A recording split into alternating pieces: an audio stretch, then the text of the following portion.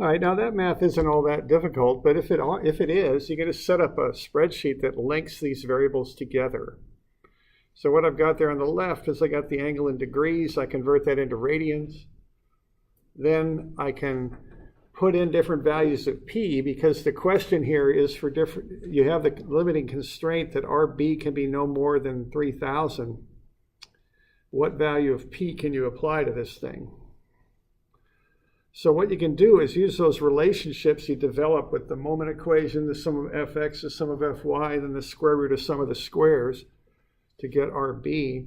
And you can just link them together. You don't have to solve it analytically. You can just link the relationships together. And if you do that, you can put that stuff into a spreadsheet. So given P, you can find RA. If you know P and RA, you can find RBX and RBY. That's the idea, okay? Now, I don't know P yet, but I can start plugging it in. So if P is 1,000, RB is 1658. That's a bit low. What if I shoot high and go up to 3,000? RB is 4973. That's too high, okay? So what I can start doing here is just throw numbers at this and just keep doing that until I get the value I want for RB. And I can get that as accurate as I want, okay? And this is another way to solve problems, and I just want to point that out to you to get in this mindset. There's lots of tools out there, you know, there's MATLAB, there's Scilab, there's your calculator, there's a spreadsheet, there's all these different things. Figure out how to use them so that you're not burning up too much time solving out these equations, okay? And you know, when I'm working, first level is just calculating it by hand. Second level is I can program an HP calculator pretty well. Third level is spreadsheets for me. That's kind of the tier of things I can do to solve problems. And just learn how to use a few of these. It helps you in school. Certainly mechanical engineers are going to push on you with MATLAB, you know, next year. But it's a good skill for work too, you know. If you're doing this stuff repetitively, you don't want to be crunching it by hand all the time. You want to have something set up to do it. Okay. All right. So questions on that?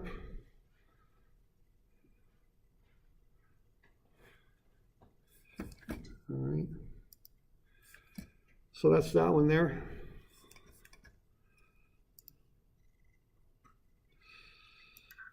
Okay, then we got the 3D ones.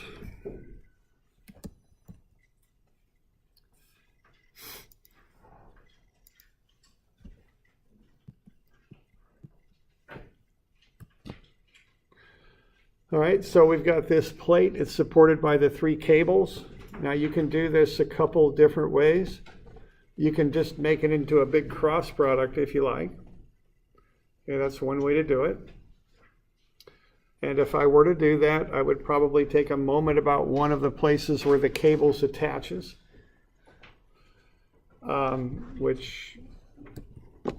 okay, so what I'm doing there, I'm taking a moment about A, and I'm going to do 3 cross products then. One for the force at B, one for the force at C, and the last one for the weight. And I'm going to add those together, and the sum will be 0. That's the idea. So what I've got there for the force at B is I've got a moment arm of 3 in the x direction. So I'm coming from A, and I'm going to that cable at B. So that would be 3I, 0J, 0K. And then what I've got there is FB going up. Okay. Okay, similarly, I've got FC over here, and what I've got is I've got 1 in the X and 4 in the Y, and there is FC. So my moment arm is 140, and my force is 00 FC. I've got one more, and that's the weight, okay? And I think you're given the weight of the thing. I can't.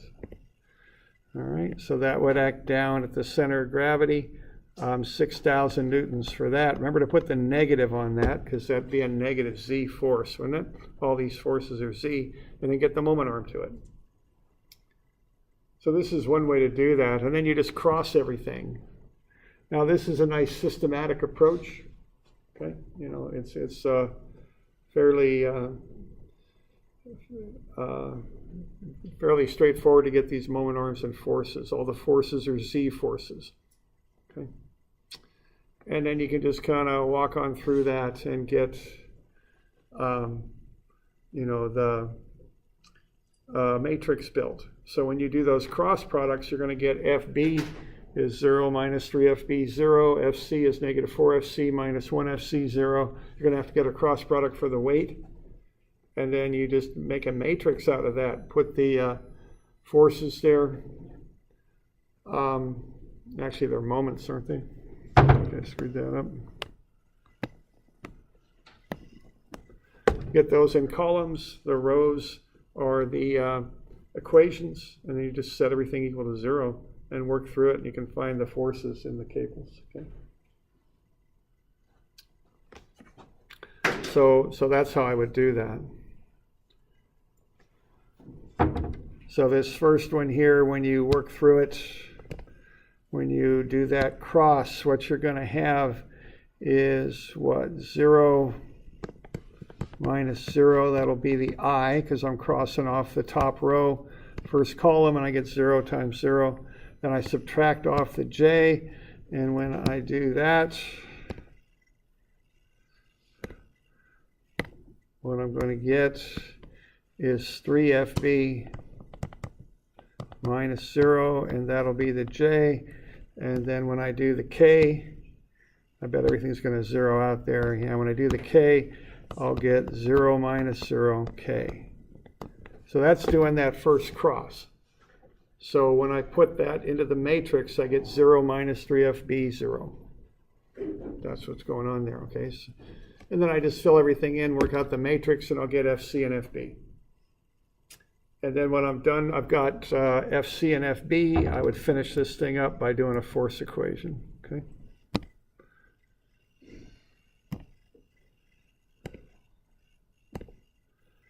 So I would go sum of FC is equal to 0, and that will be 3,000 plus 2,000 minus 6,000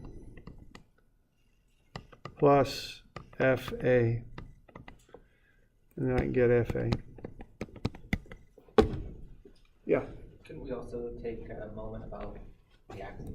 Yeah, I think this would actually be simpler to do moments about axes on this one. This is the full cross product approach. Okay. Now, if I were doing this, I'd probably make it into a 2D problem. So I'd start off by looking down this axis right there.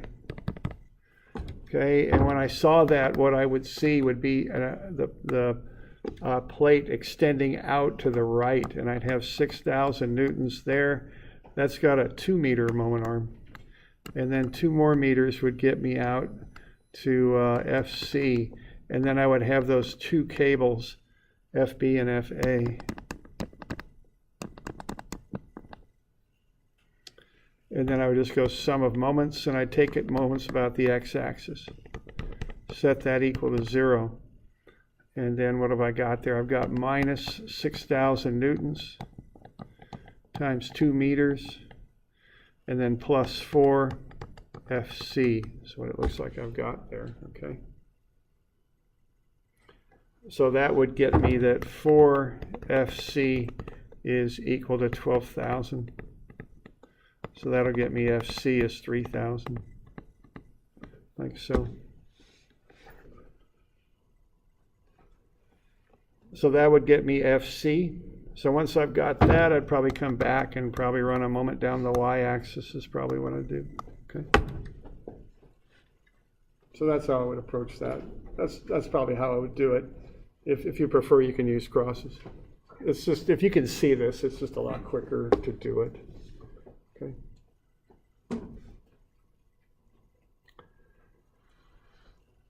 So we're doing all right on that?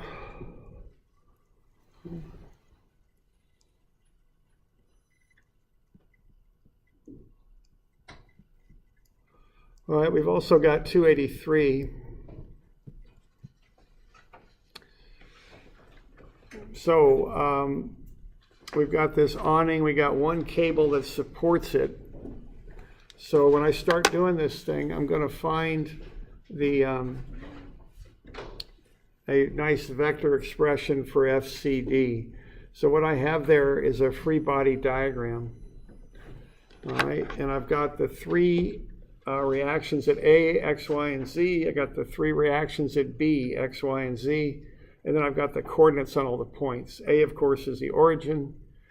The point C there is 3.20, and the point B is 0.40. I have that angled force FCD, and then the weight. The weight goes down at the center of gravity, which is 1.520. So that's my starting free body diagram there. Now that force from C to D is angled. I'm going to have to get a unit vector from C to D is what I'm going to do. So I'm going to have to go through the vector process on this. I'm also given that I'm making the assumption that RAY is equal to RBY. Okay, I'm going to make that assumption. So that'll take one of the hinge unknowns out, essentially RAY or RBY. They're the same. So that'll get me 5 reactions at the hinge plus the cable reaction. That will get me down to a statically determinate 3D problem. 6 unknowns is what I've got.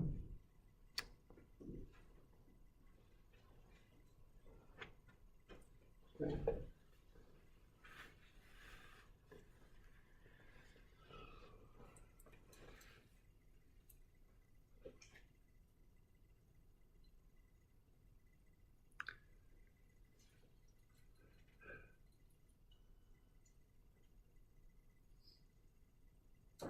So we're doing all right with that? Okay. So I think the next thing to do is to get a unit vector from C to D. So you're going to want to get the coordinate of point C there, which is 3, 3.2, and 0. And then the coordinate of D, which looks to be 0.5 and 2. All right. And you're going to use those coordinates. You're going to get yourself a unit vector.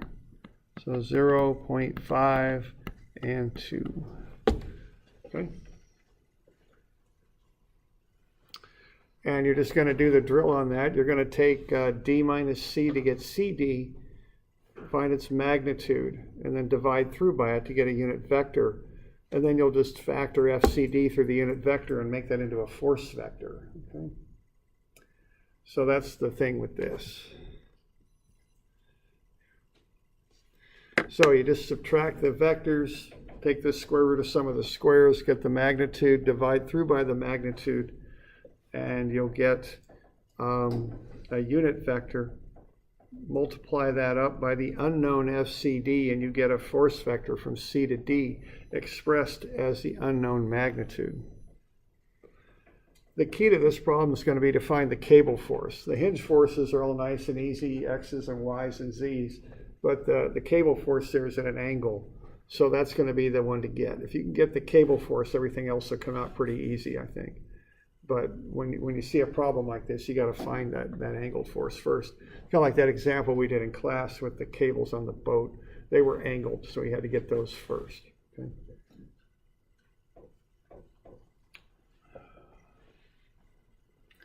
All right, so we just go through that process there and get to a unit vector. And then just put FCD coefficients on all the components of the unit vector to get the force vector.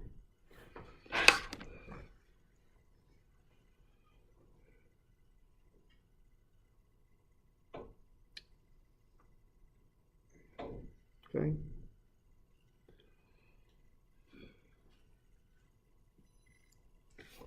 All right, now you can do this different ways once you've got that force vector. Now I've got that in there now, shown as a 3D vector. A little hard to read perhaps, but it's in there. So negative 0.599 FCD, that's in the negative Y direction there.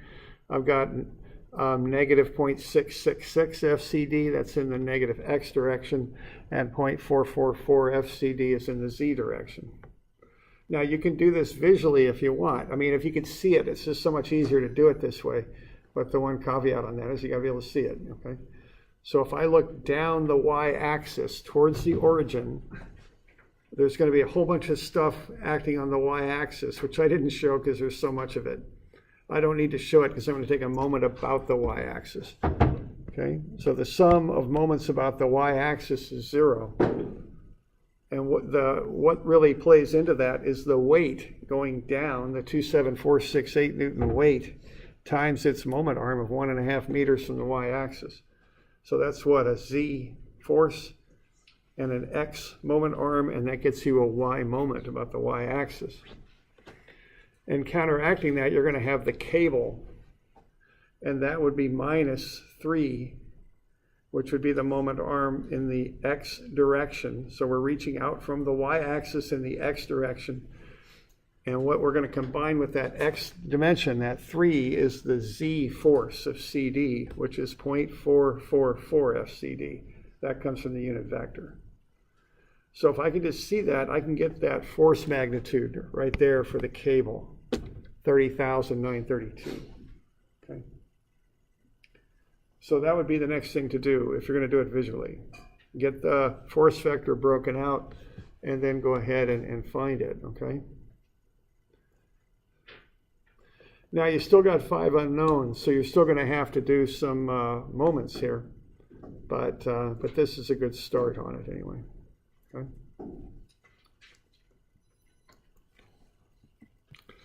All right, then I'd look down the x-axis. And I'm going to have that weight acting down 2 meters away in the y direction from the x-axis. I'm going to have the cable force, the z cable force, acting up 0.444 times that cable force, 30,932, and then I've got RBZ. So I can run a moment there, find RBZ, it's 2746. Okay.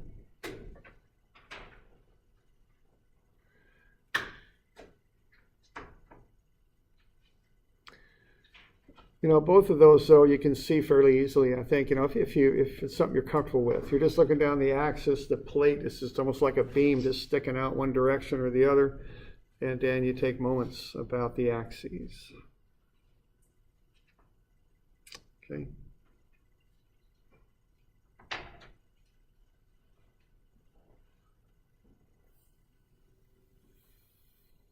All right, now the next moment there is a little trickier there. It's going to be a z-axis because you still got 4 unknowns. You can't get this with force equations. So you're going to look down. You're up above looking down at the plate. The z-axis is coming straight out of the page. Okay, so what you got going on there, we're looking at a moment about the z-axis. We've got 2 components of that force, the 30,932. So we got the x component, which is 0.444 negative, and the y component, which is 0.55599 negative. And then we've got RBX pushing, as we're looking at this sketch, down up there at the hinge. Those are the things that are causing moments about the x-axis. So I'm kind of abbreviating the sketch here and just putting the stuff in there that affects the moment I'm interested in. So doing that, I can find RBX. It's 2575. Okay. So we do a moment about the x, moment about the y, moment about the z. You know, and that's not a coincidence. I mean, that's those 3 moments get the information I can get out of doing moments.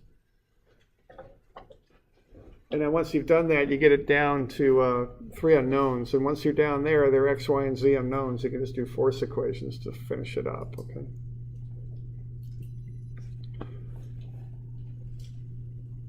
So sum of fx, sum of fy, and sum of fz will finish it up. You can get the other 3. So that method there is kind of a combination where I'm taking the, I'm using the vector methods to get a force vector, x, y, and z. And then once I've got it, I'm looking down axes to get moments is what I'm doing there.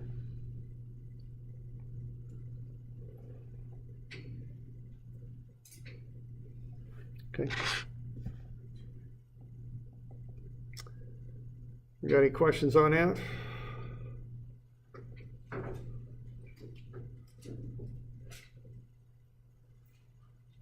Okay. Okay, now the other way to do this is just do a bunch of cross products. So again, it's a moment about A. And what you're going to have then is 3 cross products. RC crossed with FCD, RB crossed with FB, and RG crossed with the weight. So 3 cross products, you just add them up, and everything you add together is 0. So I just get some determinants there. I've got ijk across the top, I got the moment arm in the middle, and then I've got the forces on the bottom. The forces are broken up into their components. The FCD is just the 3 unit coefficients times the magnitude FCD on the bottom. And then I got RBX, RBY, RBZ, and I'll do the same thing for the weight there, okay? RG times crossed with the weight. So I just get all that stuff set up, and then I'm just going to cross everything together and get a big old moment equation. There'll be some zeros in there that'll fall out, but this is just going to generate the same thing I was showing you. It's just going to generate it automatically is what it's going to do. Okay. So I just kind of run those crosses. Okay. So 3.2 times 0.444 FCD minus 0. That's the X.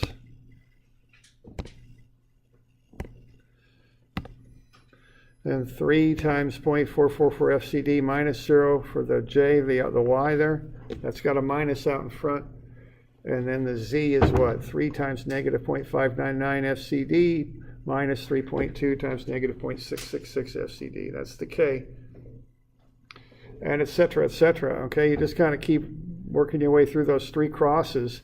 You get that equation there. I've got it laid out. It's got 3 pieces to it, X, Y, and Z for each piece. And then again, you just get the zeros out, or just kind of put that into a matrix. It's laid out in rows right now, but you'd want to rearrange it into a matrix where the moments are in columns and X, Y, and Z are the rows. And then you solve them out, solve for the unknowns. That's the approach on doing the crosses. All right, so there's FCD at the moments it causes in the X, Y, and Z directions. There's the force, the hinge at B in the moments it causes in the 3 directions. And then we've got the weight. Sum them up and everything equals 0.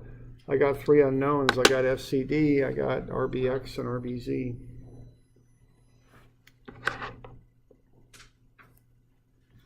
Okay. And then you just figure out how to solve that matrix.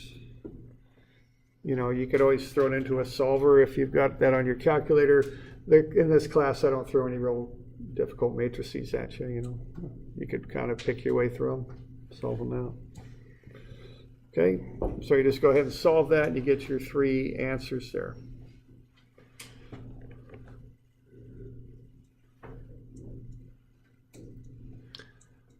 So we're doing all right with that? Any questions there?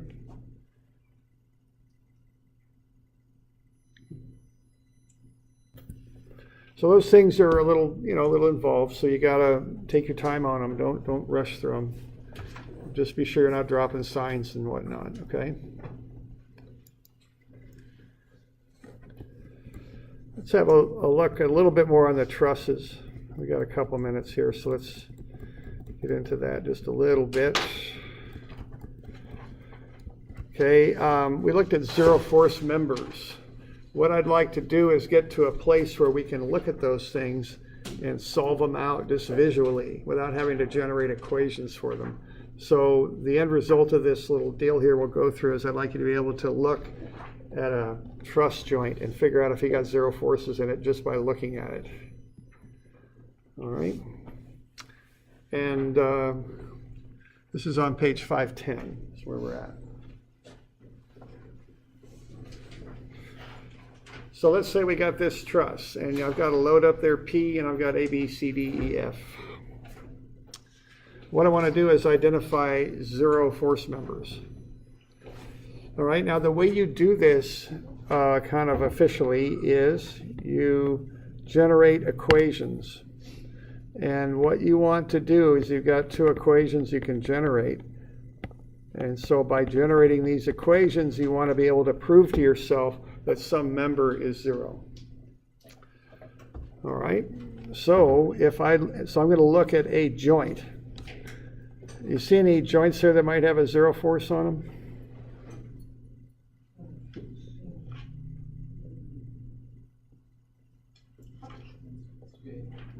Okay, let's look at joint A. So if I look at joint A, what I'm going to do, I'm going to write up sum of fx equals 0. And if I do that for joint A, what am I going to find out? I'm going to find out that the sum of fx is 0, and that equals FAC. Let's assume that thing's in tension. See, that's all there is to that equation. There's nothing more to it. So what that means is AC is a zero force member. Okay. Now notice you will not see that if you look at joint C. So what you do is you focus on one particular joint and analyze it. And by doing that, I have determined that AC is 0. I would never see that at joint C because there's 5 unknowns in there. It's just too much. But at A, I can see it quite readily. Okay. Now what I can also do then is I can come in here and I go sum of Fy equals 0. And what's that? That's FAB, right? So there's another one. That's a 0. Now, if that's a truss sitting there and I'm loading it at P, and let's say those truss joints aren't perfectly tight. Usually joints on things aren't perfectly tight. If I went up there and I grabbed A and I shook it, it would rattle a little bit, wouldn't it? Because there's no load on it locking it in. It's just sitting there. It's not doing anything. So that's kind of an explanation of zero force members too. AB and AC for this loading configuration don't do anything. They're useless. Okay. Now let's look at just one other joint. Let's have a look at that. How about this joint right here? Do you see any zero forces on that one?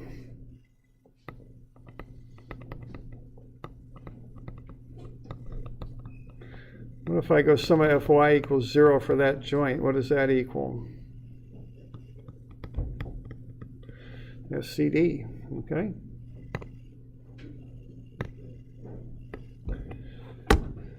So if I've got a T intersection with no load on it, the off member, the one that isn't collinear, is 0 if there's no load. If I've got an unloaded corner with only 2 members coming in, they're both 0. Those are the 2 conditions here that we're going to find. So an unloaded corner with no load on it, with only 2 members on it, it has to be only 2. Right there, the two members are going to be 0.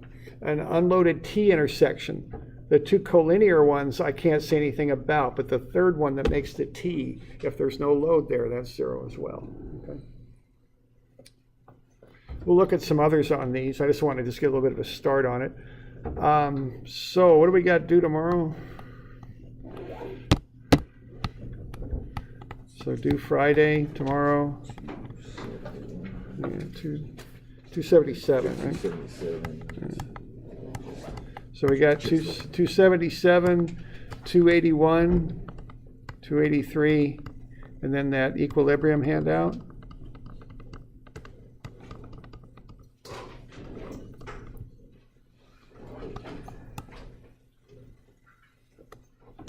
There we go. Okay, so that stuff's due on tomorrow.